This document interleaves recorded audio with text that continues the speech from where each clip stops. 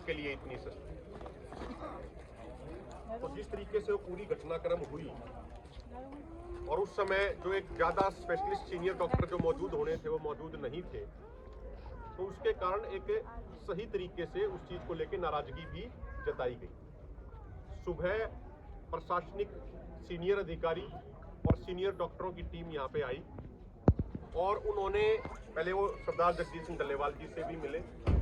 डल्लेवाल साहब ने भी उनको पूरा प्रकरण डिटेल में विस्तार से उनको बताया और डल्लेवाल साहब ने ये कहा कि आप हमारे फोरम के नेताओं से बार बात करें।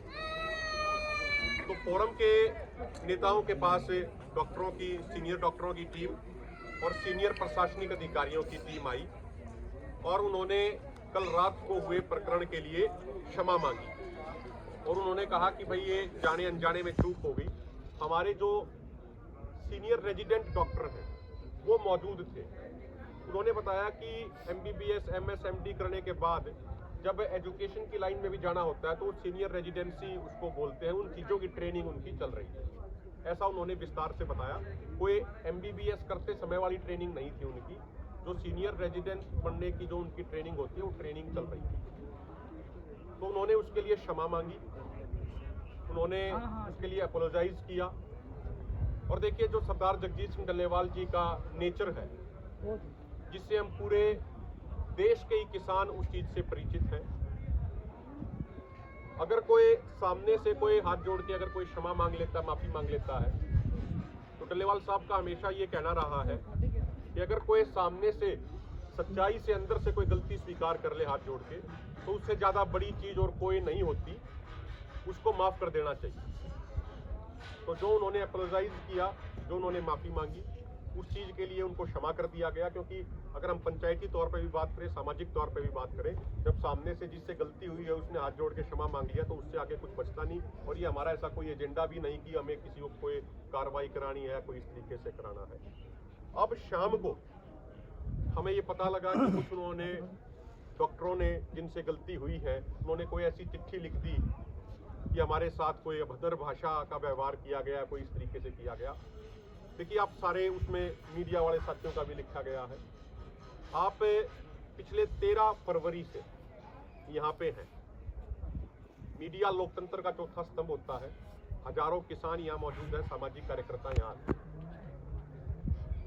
12वां महीना आंदोलन का चल रहा है। आज तक किसी भी कोई पत्रकार साथी के साथ, किसी भी सामाजिक कार्यकर्ता के साथ, हमारे किसी भी नेता ने या किसी भी किसान ने हल्की सी ऊंची आवाज में भी बात नहीं करी। और सारे के सारे यहाँ पे सभ्य लोग हैं, सारे के सारे जिम्मेदार लोग हैं। तो कोई डॉक्टर अगर किसी से गलती हो गई, उसके बाद उल्टा इस तरीके से झूठे और निराधार आरोप लगाए वो किसी चिट्ठी में लिख के, तो ये तो वही बात होगी जो एक कहावत है कि उल्टा चोर कोतवाल को काटे। तो ये चीज, इस तरीके की चिट्ठी लिखना और उसको मीडिया में भेजना, ये ठीक नहीं है। कहीं ना कहीं जो उनसे गलती हुई है उस गलती को छिपाने का प्रयास कर रहे हैं। लेकिन हम पुनः एक बात कहेंगे कि जब सीनियर प्रशासनिक अधिकारियों ने और उनके सीनियर डॉक्टरों ने जब माफी मांग ली है, आके डल्लेवाल साहब से भी उन्होंने क्षमा मांगा है, 20 मिनट बैठे हैं, उनसे माफी मांगी है, यहाँ फोरम के भी सभी नेताओं से माफी मांगी है। और डॉक्टरों ने और प्रशासनिक अधिकारियों ने ये कहा है कि प्रोफेसर ऑफ मेडिसिन उस रैंक के सीनियर डॉक्टर 24/7 यहाँ पे मौजूद रहेंगे और भी सीनियर डॉक्टरों की संख्या यहाँ पे बढ़ाई जा रही है। और जो एक अस्थायी हॉस्पिटल है उसको भी यहाँ पे शिफ्ट कर दिया गया है। और उन्होंने ये वायदा किया, उन्होंने ये प्रॉमिस किया है कि आगे इस तरीके से कोई भी किसी भी तरीके की गलती नहीं होगी। उन्होंने एक पक्ष ये भी बताया कि भाई जो आज पूरे देश के, पूरी दुनिया की जो नज़र है वो सरदार जगजीत सिंह डल्लेवाल जी और उनके संघर्ष के ऊपर है।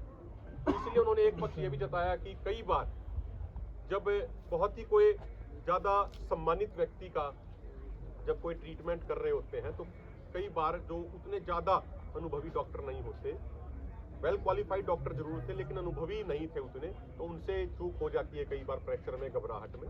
तो हम ये बिल्कुल स्पष्ट कर दें कि जो चिट्ठी में जो उन्होंने बातें लिखी हैं वो बिल्कुल निराधार हैं, वो बिल्कुल झूठी हैं। और इस तरीके की बयानबाजी, चाहे कोई डॉक्टर हो या कोई और व्यक्ति हो, इतने सम्मानित और इतने रिस्पेक्टेड नेता के प्रति और इतने बड़े आंदोलन के प्रति